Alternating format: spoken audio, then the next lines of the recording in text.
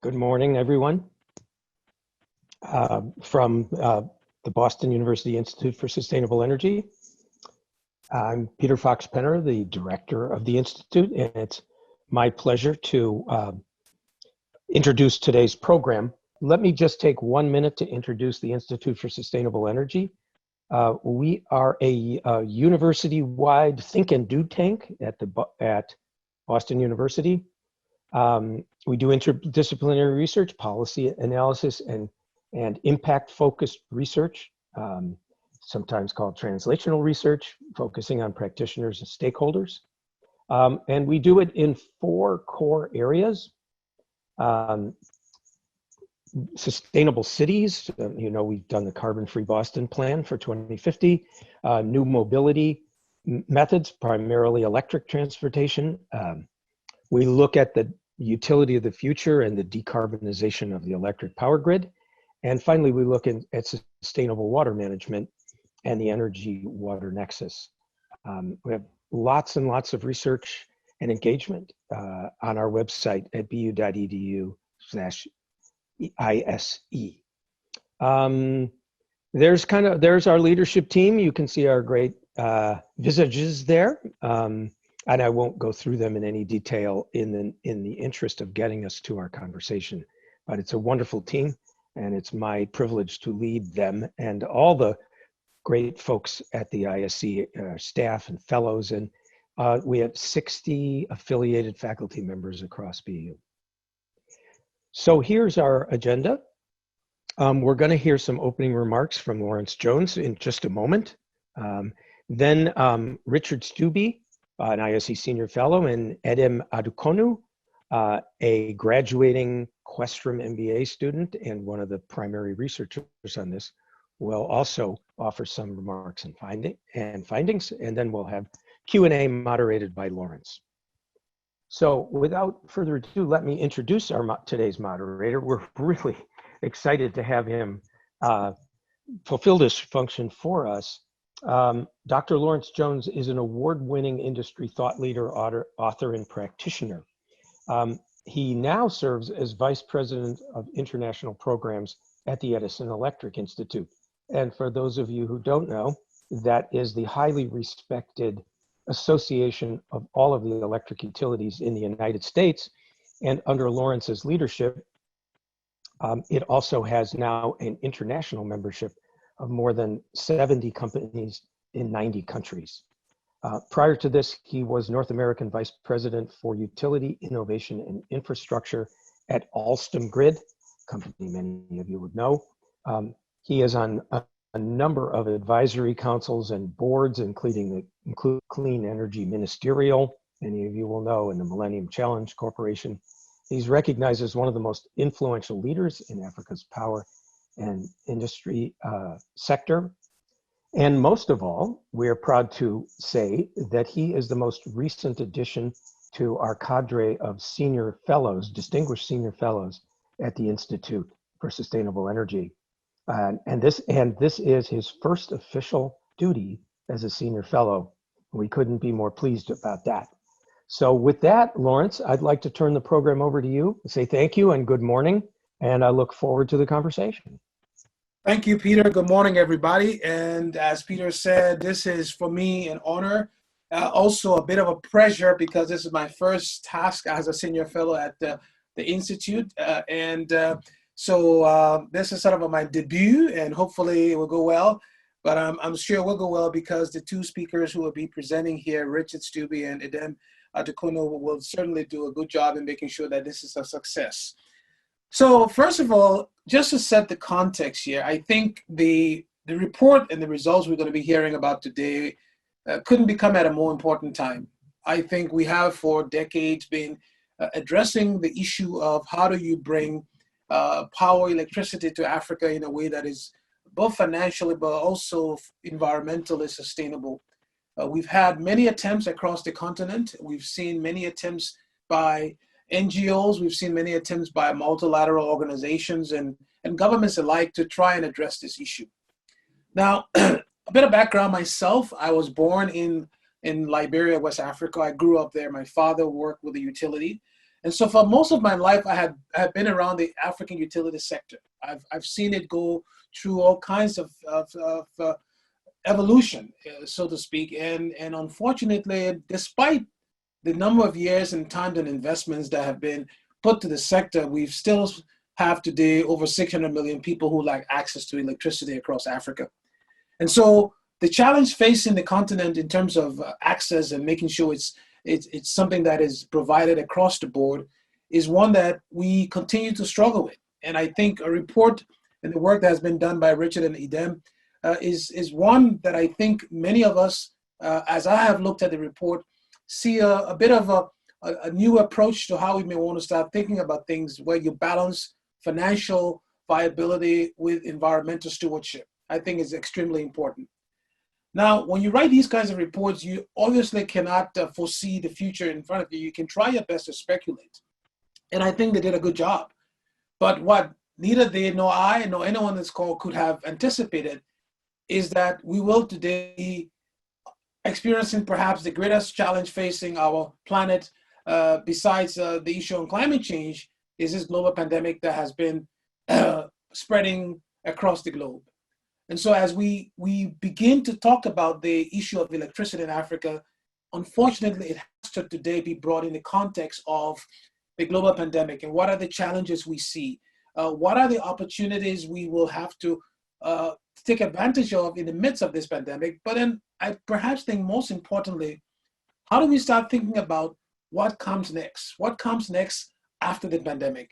And I've had conversations since the pandemic started with many utilities across Africa, utility leaders in Africa, and even outside of Africa, about what this pandemic could mean for the electricity sector in Africa, what it could mean for the workers of electricity utilities in Africa. But I think also most importantly, what does the overall economic forecast do to the goal of bringing electrification to Africa? So there are a lot of externalities that will impact the recommendations that Richard and Edem have put forward in their report, which I'm sure we'll dig into during the conversation. But I think before I hand it over to them for their remarks, I would like to ask the audience to think carefully that how we address the electrification of Africa has a much broader impact on the world at large. In the next 20 years, that was even before the pandemic, the projection was that Africa would have, say, about another almost half a billion people. So you're talking about a population nearing 2 billion people. So with 2 billion people, with urbanization on the rise, with the need for additional industrialization, with the need for access to water, access to industrialization, electricity becomes even more critical. And if there's anything this pandemic has shown the world, is that when everything else comes to a standstill, electrons still have to flow. And for electrons to flow, there needs to be the right regulatory, policy, and financial incentives and processes in place to make sure that the utilities are viable and sustainable after the fact. And utilities in this context do not only refer to the vertically or non-vertically integrated utilities, it means utilities across the board, whether it's mini grids, microgrids, whatever construct you come up with. The financial viability of these institutions will be critical. The stability of the regulatory framework is going to be critical. And so as we go through this presentation, I would welcome questions and comments and suggestions, but also think through that we're now having this conversation with an outlook that has a lot of uncertainties. What is going to be the new normal 10 weeks, 5 years, 2 years, 1 year from now? What is going to happen in Africa as the pandemic spreads across Africa? Is the continent prepared? And how will the recommendations made by Richard and Edem have to be modified or augmented to be able to deal with the future that is in front of us with a lot of uncertainty, but also a lot of opportunities? So with that, I will stop here and turn it over to Richard for their presentation. Over to you guys, Richard. Thank you, Lawrence. Hello, everyone. We're really pleased to release our new report today, Bringing Power and Progress to Africa. You can see the link here on the ISE website. You can download it. And we hope you do, and hope you can share it as widely as you possibly can with people who you think would be interested. We undertook this report. We started developing it about a year ago as part of the Utility of the Future efforts at the Institute, and to look at what the utility of the future looked like all across the world, not just here in North America. And when we launched this work, we discovered that the information on Africa was very spotty. And so as a result, it initially became essentially a literature review and a synthesis. In the intervening months, a few major reports have come out in Africa about Africa and the electricity sector in Africa. And actually that was very beneficial to our work because it allowed us to calibrate and compare across a number of different analysts on a lot of the topics that we wanted to cover. So this report, it's about 100 pages long, way too much to cover today in any detail. Only a small amount we'll cover today. Edem will show some of the findings here in the next several slides.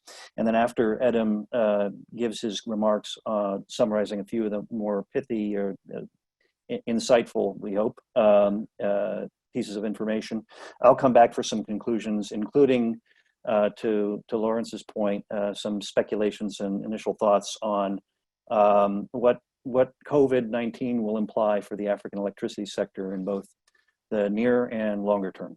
So with that, I'll turn it now over to Edem to go through some of the slides that we have prepared for you today. Thank you, Richard.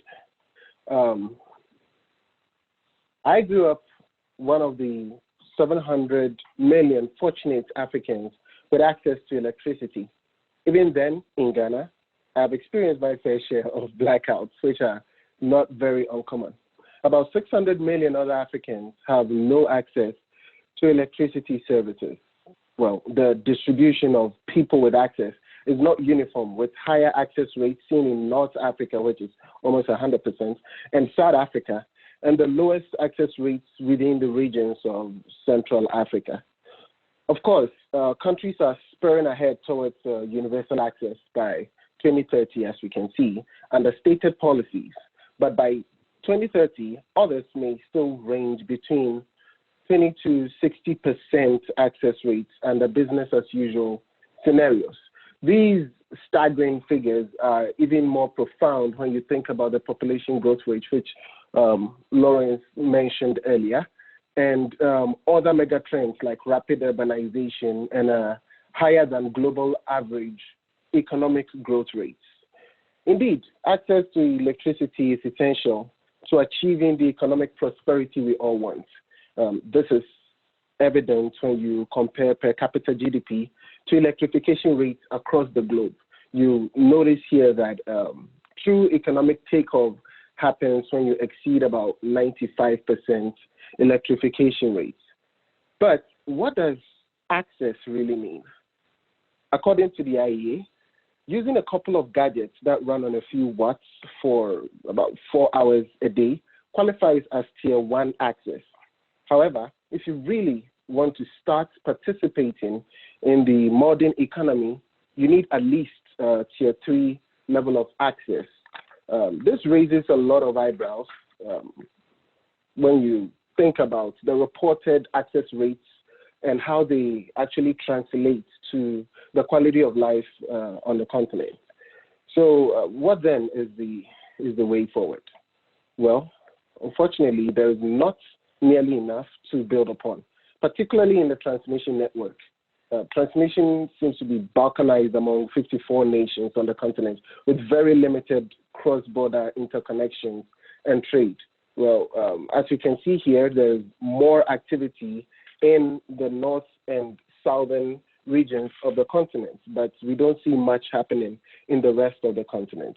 On the generation side, sub-Saharan Africa has an average of about 100 megawatts per million people of installed capacity compared to about 3,000 in a country like the United States and other OECD nations.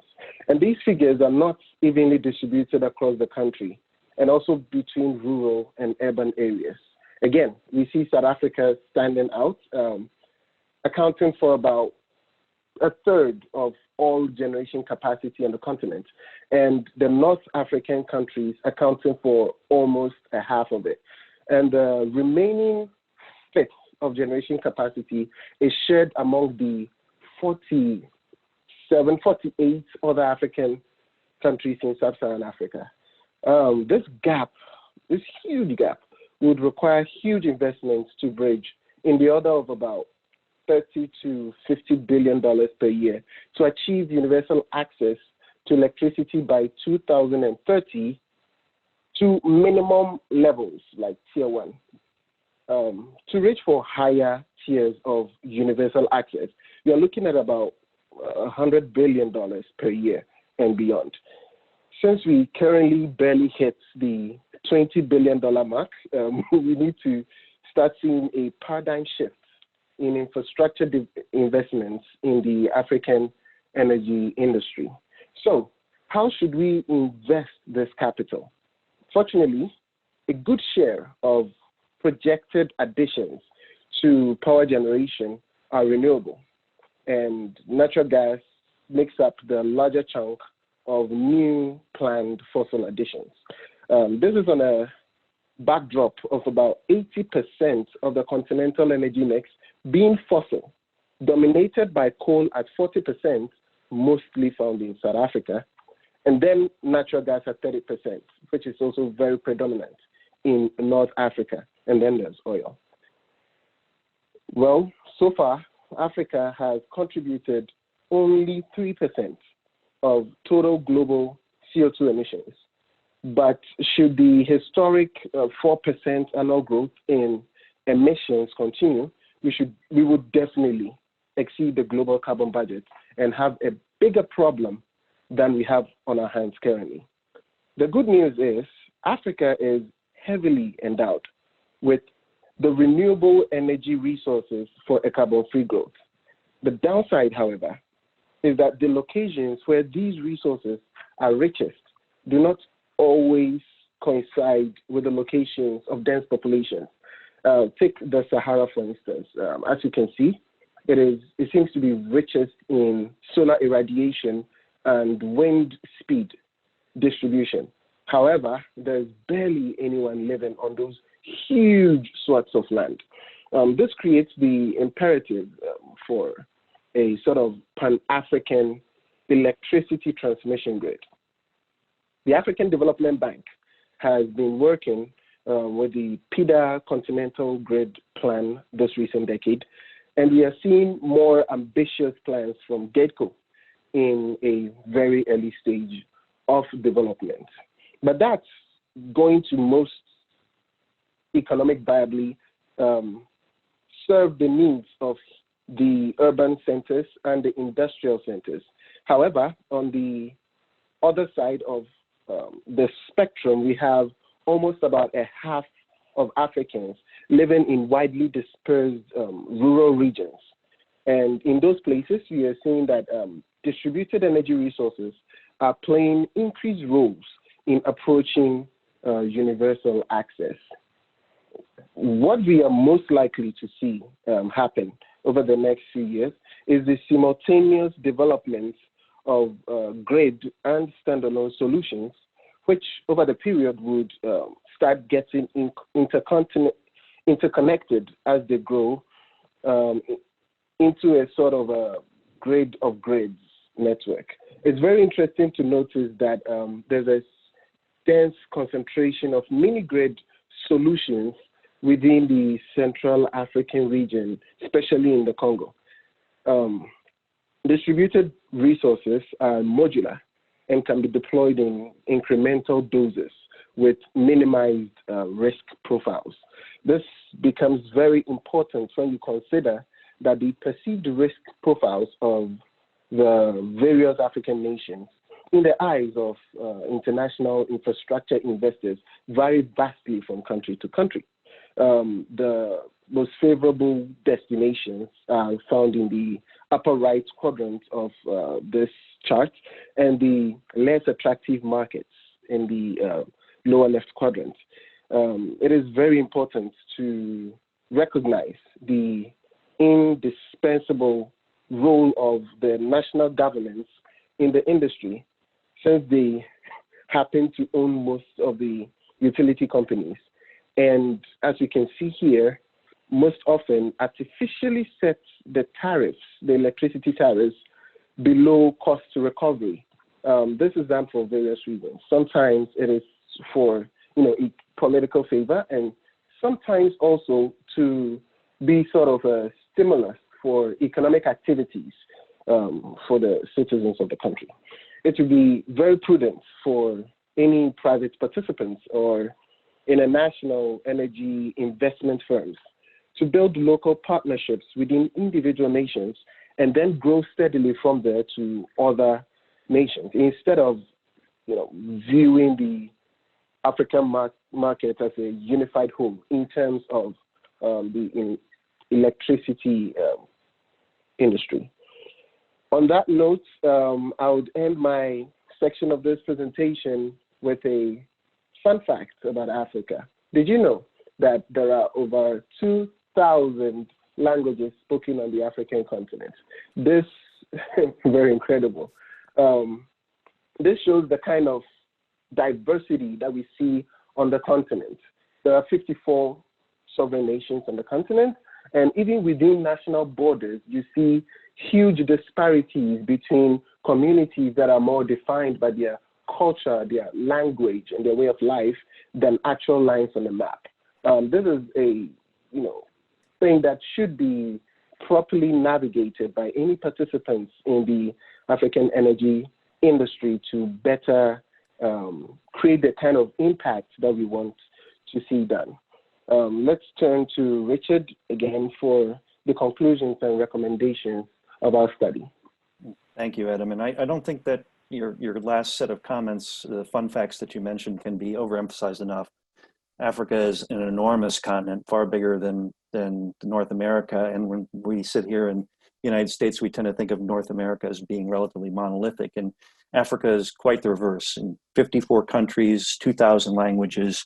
And given the different situations and locations that everyone lives in, there's not going to be a one-size-fits-all answer for electrification in the most financially and environmentally sustainable way across all of Africa. So I just that became so evident as we worked through this report in the past year. Other important takeaways, I think, to highlight is the magnitude of the investment gap. We estimate that it's at least 20 and probably more like 30 to $50 billion a year of investment required to get even tier 1 access to everyone. If you're talking about tier 3 access or greater access to everyone in Africa, we're talking about 100 billion or more a year. So for decades. So we're talking about $1 trillion or maybe even more of investment requirement in Africa. But right now, about $20 billion a year is being spent or invested in Africa. So the gap is enormous. But just as important as filling the gap is how the money is invested or spent. Importantly, the new capacity additions need to be in renewables, not in fossil, and especially not in coal. To the extent that large projects can be accomplished and pencil out as economically attractive, it's often very difficult to make them happen in real world reality because of the lack of transmission interconnection and international coordination. As a result of that, we think that distributed energy options, microgrids, mini grids, even smaller, kind of like nanoscale grids for the individual household or individual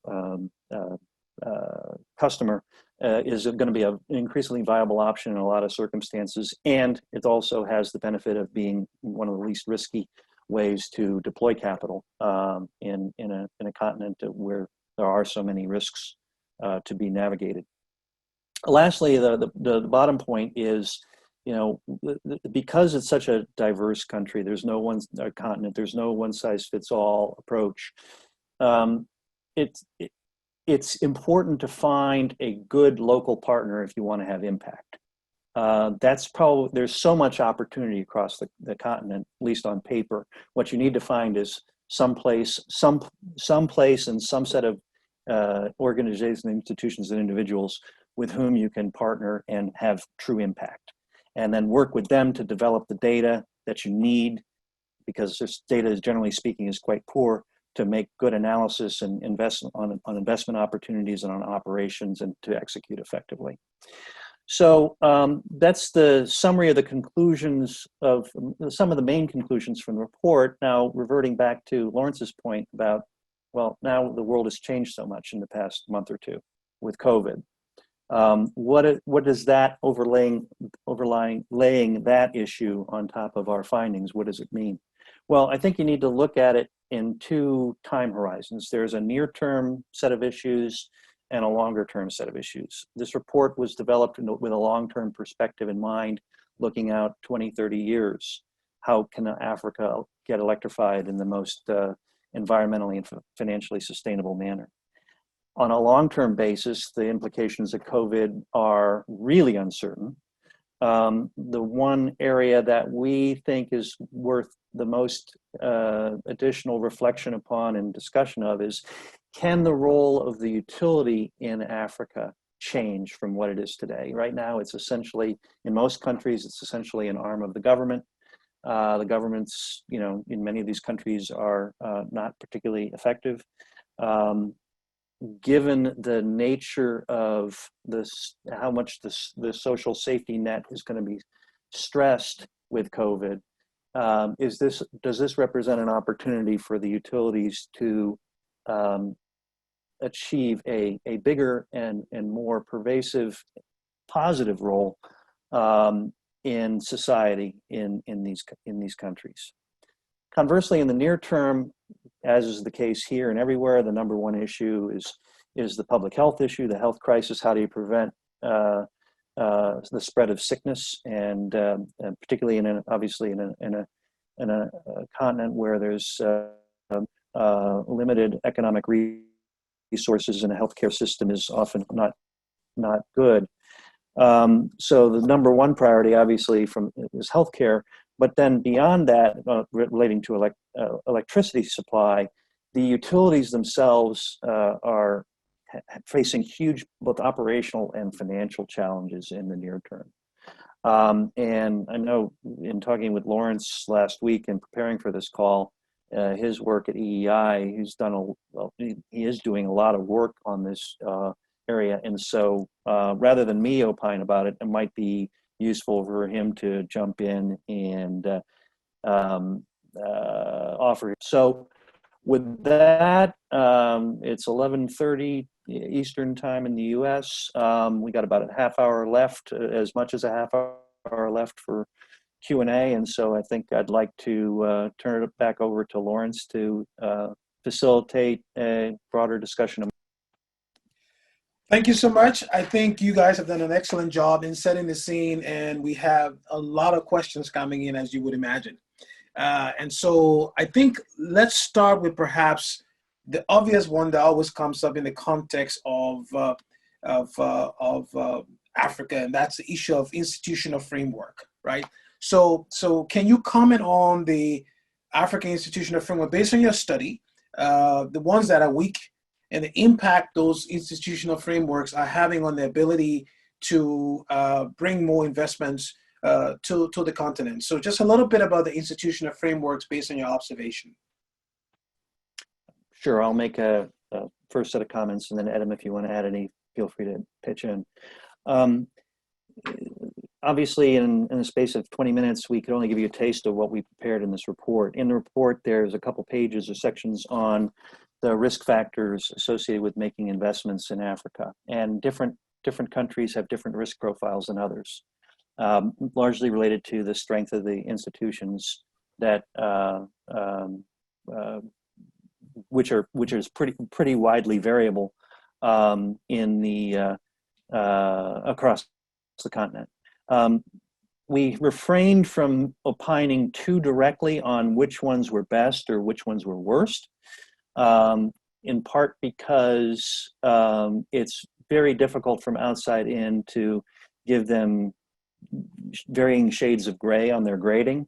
but more importantly, because the situation there changes in a lot of these countries, the situation can change very dramatically, very quickly, both for the positive and especially, unfortunately, for the negative. An example would be a couple years ago, South Africa would have been considered, the Republic of South Africa would have been considered by many people to be one of the most attractive and safest places for investment, and where the opportunities to get things done were most promising.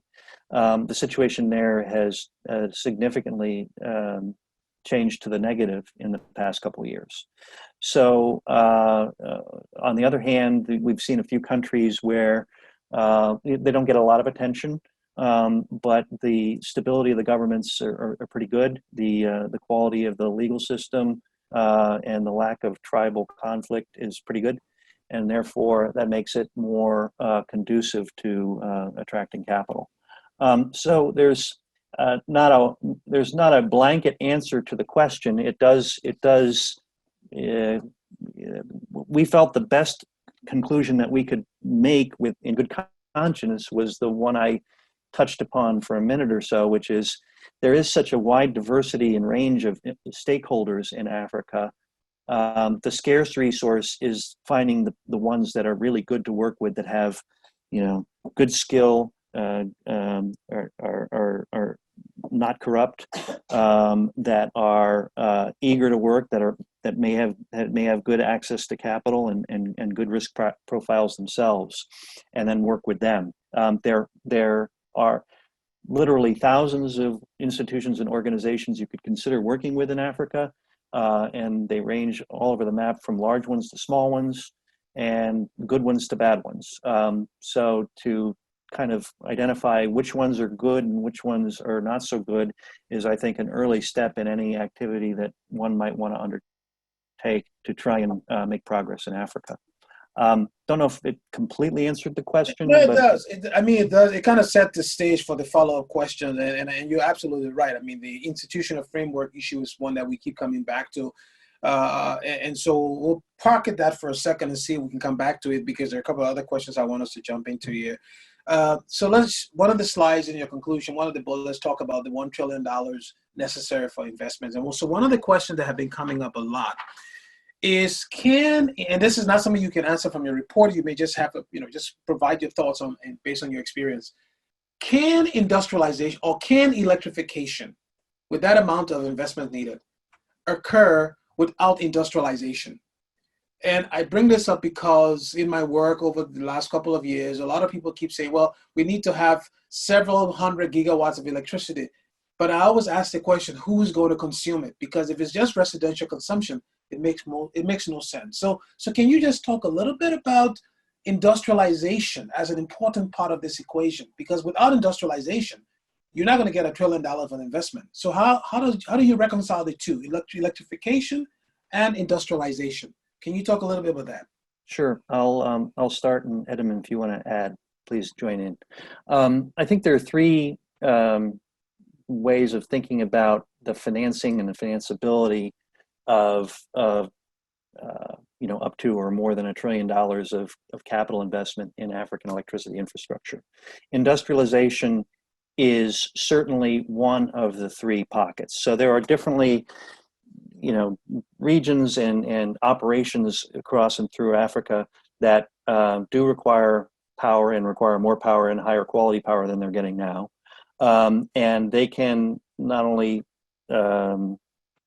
serve as the anchor tenant for their own purposes, but will allow essentially cost-effective development and improvement of electricity supply for the neighboring locations. So I think that's pretty clear and obvious, but I don't think that captures the biggest, frankly, untapped set of opportunities. The rural parts of Africa, where purchasing power is admittedly quite low, and where grid extension and massive investments to do that are probably beyond the pale.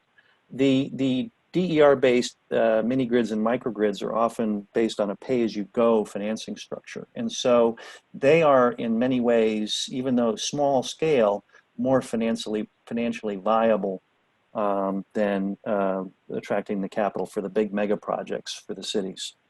But then, and I would say that also just represents a small subset of the overall need and issue that you point to, Lawrence, in your question. I think the bigger topic, and it's one that Edom and I have talked a lot about, and I'll turn it over to him to embellish upon it further, is what really needs to happen is you need to create economic growth as part and parcel of the investment and industry building activity. So, and as a result, it's kind of organic. What you need to do is figure out ways to induce or create investment that in turn spawns economic health and activity in a region, which spawns more economic value creation and more electricity demand creation, which can therefore attract more investment, and then you get the virtuous cycle going. It's not simple to achieve. It's clearly a bit of chicken and the egg, but I think unless and until you think about electrification in a broader context of economic development, which I think industrialization is a part of, but it's more than that. I mean, one of the aspects of economic development which can be fostered with electricity infrastructure investments is investing in infrastructure that not only solves electricity issues, but also water issues and telecommunications issues, and maybe even healthcare issues and water treatment issues, so that there are some common economies of scale, both in deployment of the capital as well as in operation and administration of it. That I think can help improve the prospects for the beneficial economic cycle that I was alluding to. Edom, I know we've talked a lot about it. What else? Yeah. What else would you like to add? Yeah, I think you said all of it, but the little that I would add is that yes, we talk about the rural and urban divide, where these large grids are going to best serve the urban centers, and to do that, you definitely need big off-takers, because if you talk about like people who do not currently have access to electricity and bringing access to them, they don't consume much in the first few years of being hooked to the grid. So paying off those huge investments that go into building that kind of a grid is difficult. And in as much as the distributed energy resources are the best solutions for the rural or dispersed populations, when you compare them to the grid systems that we are seeing in the urban centers, the largest centralized grid seems to be even cheaper in terms of the services that come. So you'd need to actually boost some of that, particularly by having off-takers of huge chunks of the electricity that you're going to generate from the large utilities, and then the rest of the services substantially would serve the domestic residential demand. So I agree that industrialization plays a huge role, especially when talking about the utility grid and urban centers. Thank you. So a couple of more questions here, and I'll call this maybe the rapid part of this, rapid response part of this conversation, because I want to get back to some questions that I think will require more detailed response. So the first one has to do with the resource. So you talk about renewables. You did say in your conclusion not coal, but there is a question here about nuclear and the fact that Africa has a large set of uranium deposits, and the question about nuclear, shouldn't nuclear be part of the equation, given the fact that you have the situation in South Africa, you have parts of Nigeria and others. What's your view on nuclear being part of the supply mix? Go ahead. No, go ahead. Okay, yes. As much as we all know, nuclear is carbon-free. However, there is the issue of the waste and stuff. But the sort of dicey part of the whole conversation on nuclear is the safety aspects. In that, if you have nuclear plants in some nations, you need to have strong safety protocols and actually national security, so that it does not become a form of vulnerability for the nation, where in case of some of these conflicts that we are seeing in a few places and incursions, it does not become a way that they can use to cause harm. So yes, nuclear. I agree that in some aspects, nuclear should be part of the conversation, but it's more of an issue of thinking about the safety aspects of it and the environmental impact as well. So that's my 2 bits on it. Good. And I would just add to that the nuclear power, that the technologies that are commercially available today tends to be only achievable or deployable at scales of several hundred megawatts or more, and for reasons that we discussed earlier, that's very difficult to make work in the African context. So unless for a variety of reasons, there's just no place to put the power, and also you're talking about multiple billions of dollars of capital at risk with a very long time to completion in a very uncertain environment. So unless and until you can have small, relatively capital intensive, non-intensive, modular, quickly deployable nuclear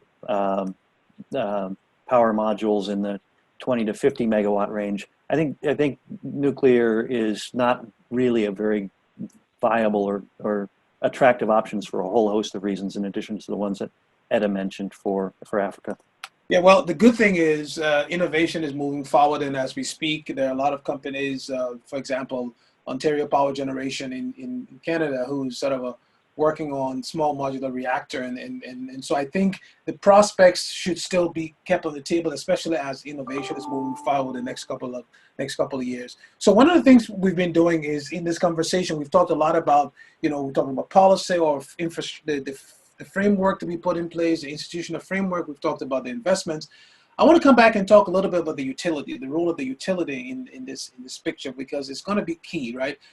So I've been having a lot of conversations with a Boston-based entrepreneur who's also a global ambassador of EEI, runs a company called Marathon Energy Systems, and Mr. Lamin Salvadogo. And one of the things he and I have been talking about is the role of utility. He's been very active in that.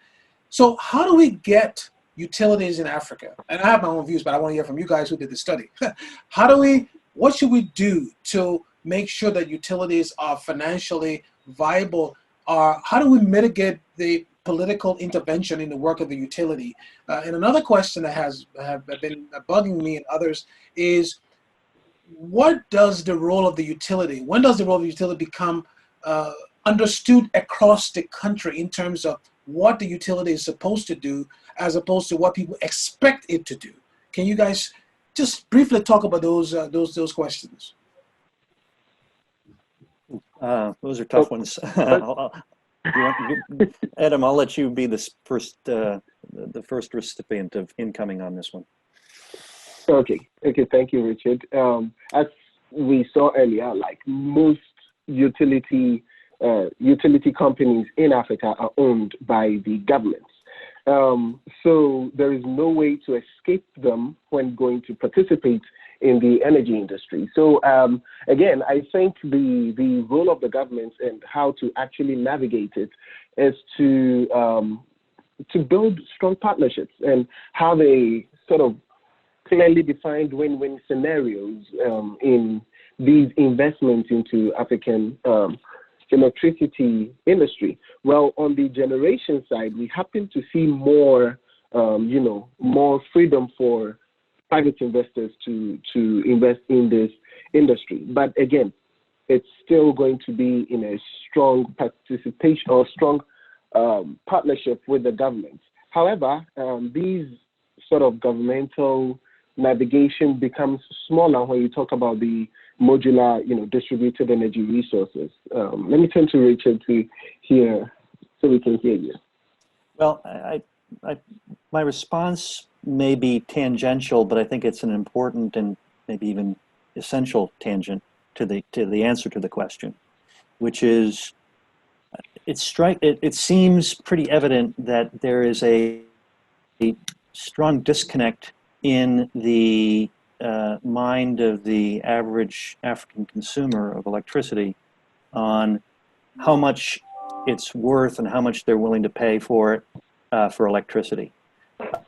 The electricity is often heavily subsidized, so they're not paying full price, and even then they're not often paying their bills. And one of the reasons is there's substantial evidence from a variety of places that there's just kind of a lack of a consumer compact to say electricity is something that's really valuable, it's really useful to me, and I will pay for it. There's in many cases, a willingness to live without it, or an insufficient willingness to pay its full cost. And so I think somehow, and in part because so many of the electrification programs, whether they're done by governments or done by nonprofits or charities, are not only heavily subsidized, but in some cases they're kind of provided with almost with the patina of, you don't have to worry about paying for this. And so it's a really broad and probably touchy subject too, but I think it's a broader conversation about that needs to happen, that to link the real value of electricity with the fact that, well, it's not something that comes free, folks. How do we pay for this? And can you contribute to the paying for it? I think that's a really important discussion in a lot of places in Africa, without which it's going to be really hard to untangle the Gordian knot of financial sustainability of the electricity sector. I think you made a valid point when you want to say something, Edem? Yes, I just wanted to add that is where the conversation about electrification being hooked up with economic progress becomes even stronger, where electricity comes as not a way for us to live nicer in our homes, but actually being the stimulus for our economic prosperity. So then that brings makes the conversation about you need to pay for its full price. It makes that conversation stronger. And I think the points you guys have raised are very important in the context of, and this is, like you said, Richard, it is a sensitive topic, but I think as an academic, wearing my one foot in the academic world these days, we have to think about the question I get all the time, and I've gotten this from, like I mentioned, the gentleman I mentioned in Boston, Mr. Savadogo, how do you depoliticize electrification, right? Because I think one of the challenges there is that people are willing to pay for their telephone, they pay for their iPhone, they pay for the data price, but they don't want to, for data, but they don't want to pay for electricity. And it's because electricity oftentimes gets politicized in the context of we will give you power when we win the election. And that never happens, and people keep making promises. So the real question is, how do you depoliticize this sector so that the sector can work? Because what the sector needs, and we see it all over the world, is stability, certainty, and very less intervention. I mean, you can still have government, there are still utilities around the world, in Canada and elsewhere, that are owned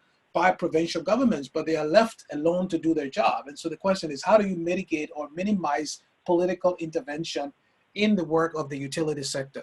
This is a perfect segue to move into the last set of questions. If you could bring up your last slide, Richard, that showed the impact of the pandemic. Or at least your speculation, just to spend some time on this slide.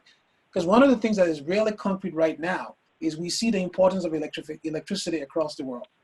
And the challenge facing Africa where there's lack of electricity is that people cannot really practice social distancing or physical distancing. People cannot really work from home. So if you look at and I love how you did it here, you have three, medium term or the next 3 to 5 years and then long term. Let's just look at one of your questions in terms of, can utilities cope with likely moratorium on customer payments? This is extremely important because we know in the US and in many other countries, developed countries, moratoriums are being put in place around bill payment, which will have huge implications for the utilities. How does African utilities grapple with this issue? Because people were not paying their bills already, like you said. Now they're being given moratoriums on paying their bills. So what guarantees do utilities get that they're going to be giving those money back after the crisis? And how should we be thinking about that in the context of attracting investors when you have utilities now will be having even more debt after the crisis? Can you talk a little bit about that? I'll make a couple quick comments and then I'll turn it over to Adam.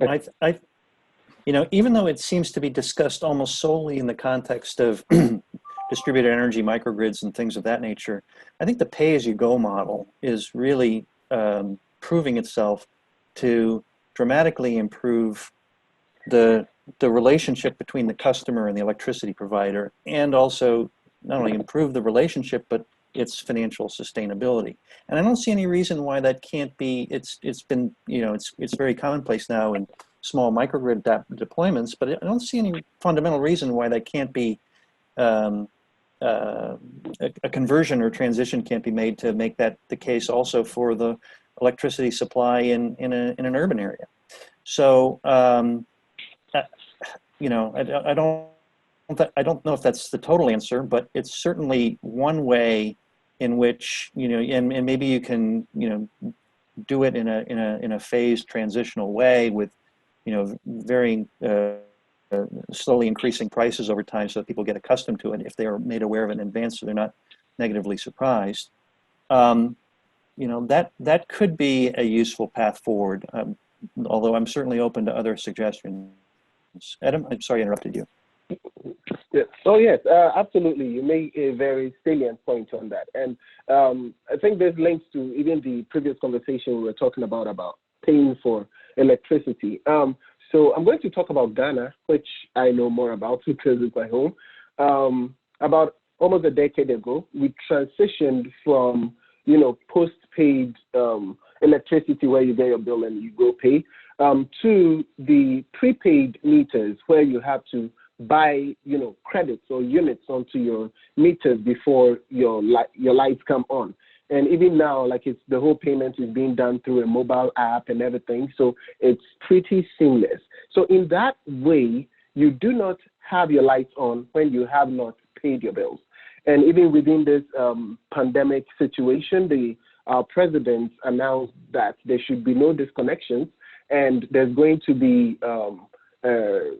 subsidy on all electricity, consumed up to a certain amount compared to previous, consumption. And this is being applied to the meters which are prepaid in a way that though it's subsidized, you still need to pay the difference before your lights will be on. So I see that the prepaid model is very viable, especially even in terms of the being hooked to the utility grid.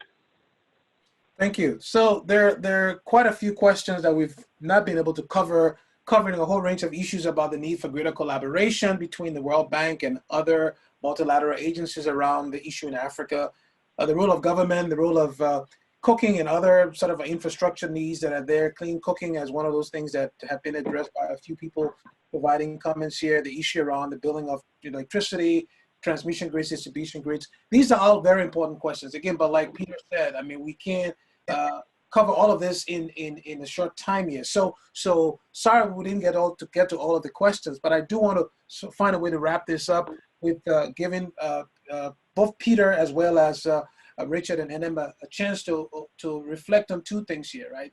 So we've been talking about electrifying Africa for decades. This study is one in many we know will be done, has been done, more will come out. And so we have studies and after studies and after studies.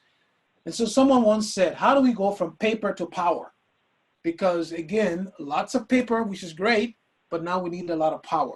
So maybe to wrap things up and Richard and them and then maybe end with Peter, try to sort of give us your candid assessment as to when do we get from more paper to more power? What one or two things, either in the context of the report or just based on your vast experience, Peter, what one or two recommendations would you make to African utilities and even African governments or even multilaterals that let's focus on going from paper to power over the next 5 to 10 years, keeping in mind, yes, we have a pandemic, we have a lot of other issues, we have urbanization, but what would be those two things you would leave the audience with that they should think about to end this. So let's go with maybe Edem and then Rich, and then we end with Peter. Okay, thank you very much, Lawrence. I would mostly talk about how capital is deployed, because we have the huge players like the African Development Bank and the World Bank deploying money in millions and billions of dollars for huge projects. But the gap between urban and rural electrification is very wide, and if more effort goes into the rural electrification, it will faster bring us closer to universal access. So I would say that those huge sources of capital should be deployed in sort of a revolving funds or in modular forms so that they can best serve the growing mini-grid and microgrid industry on the continent. Thank you. Richard? I'll limit it to one. So this report and maybe so many others was essentially done outside in. We had reasons to assess the African situation and wanted to develop a perspective on it. For it to go beyond paper into power, I think what needs to happen is, or many on-continent, in-country partners from Africa need to kind of raise their hand and say, to leap beyond analysis and say, what do we actually do here to improve the situation here? A lot of the analysis we did is kind of very generalized, and it's going to be very specific to the location, the situation, the culture, the economics, et cetera. And so I think it's much more fruitful to have real impact, even if it's at a much smaller scale, to work in a tangible context. And for that tangible context to have a reasonable chance of succeeding, you need to have a local partner who's willing to, if not fund the research, fund the work, at least be the implementation or execution arm, because without that, all the study in the world isn't gonna bear fruit. Well, thank you, Richard. Peter, you get the last word, and then you can wrap things up. So over to you. And what's your last big recommendation or takeaway or just observation? Well, first of all, thank you all, Richard, Adam, Lawrence, for doing this. Thank all of you participants for fantastic questions.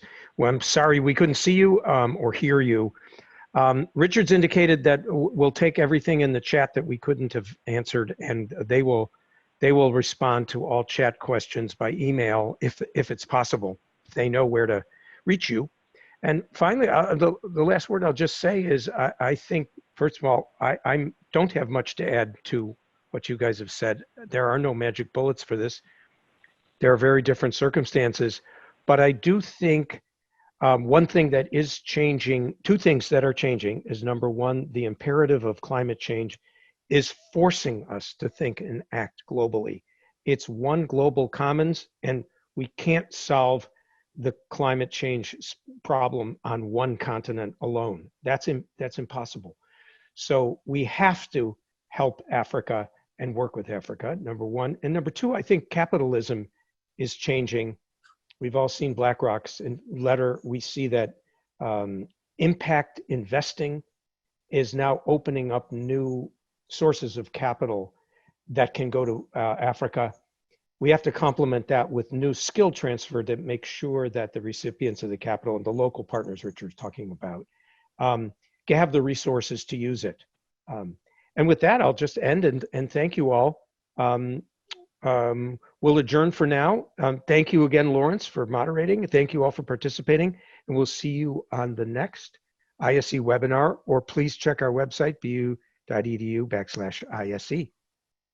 Thanks, and good afternoon.